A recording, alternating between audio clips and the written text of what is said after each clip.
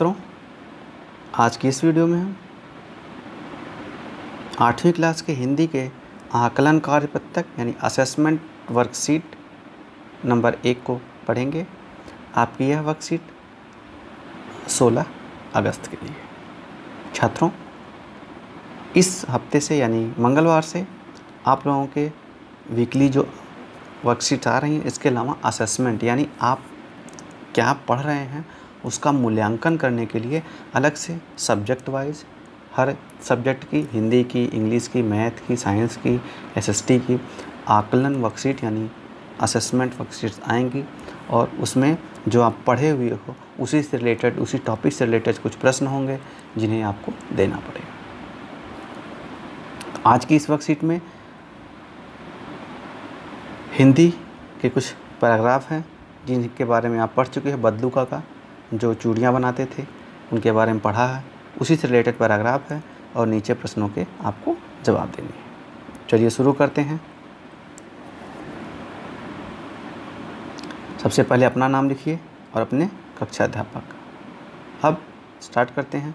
प्यारे बच्चों, पिछले कार्यपत्रों में हमने लाख की चूड़ियाँ पाठ के 2 अंशों को पढ़ा था। अब हम उन कार्यपत्रों के आधार पर अपना मूल्यांकन करेंगे। अतः निम्नलिखित गद्यांश को पढ़कर नीचे पूछे गए प्रश्नों के सही विकल्प के सम्मुख बने गोले को पेंसिल से भरिए। प्रत्येक प्रश्न का भार 1 अंक है। तो शुरू करते हैं।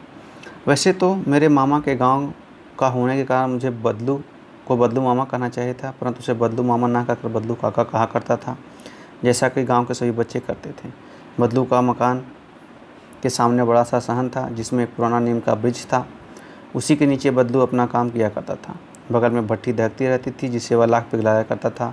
सामने लकड़ी की चौखट पड़ी रहती थी जिस पर लाख के मुलायम होने पर उसे सलाख से सामान पतला करके चूड़ी का आकार देता। पास में 4 विभिन्न प्रकार के बेलन नुमा मुंगेरियाँ रहती थीं जो आगे से कुछ पतली और पीछे मोटी होती थी। लाख की चूड़ी का आकार देकर वह उन्हें मुंगेरियों पर चढ़ाकर गोल और चिकना बनाता था।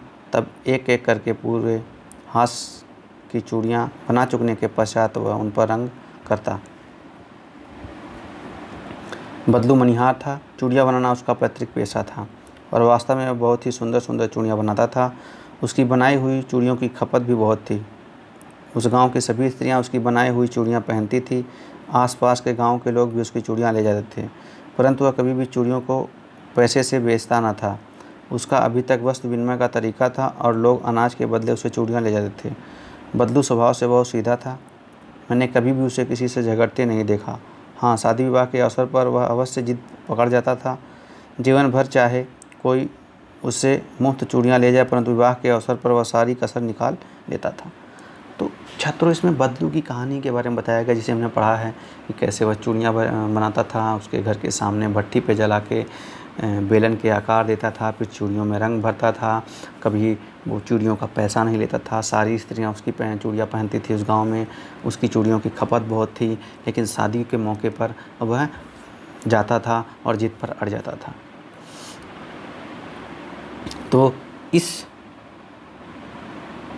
पैराग्राफ पढ़ने के बाद अब हम प्रश्नों की तरफ चलते हैं। प्रश्नों के साथ ये है कि हर प्रश्न के सामने 4 विकल्प हैं और जो विकल्प सही होगा उसके सामने गोला जो बना हुआ है उसे आपको क्या करना है, डार्क यानी काला करना है। शुरू करते हैं। बदलू को लेखक क्या कहा करता था? बदलू काका कहता था। बदलू किस चीज़ की चूड़ियाँ बनाता था? लाख की। डी सही है। आप ये वाला गोला भरेंगे। बदलू का पेशा क्या था? सी मनिहार। तो आप ये भरेंगे, पेशे से मनिहार था। तीसरे का सी भरेंगे। चौथा थोड़ा और ऊपर ले चलते हैं। हाँ,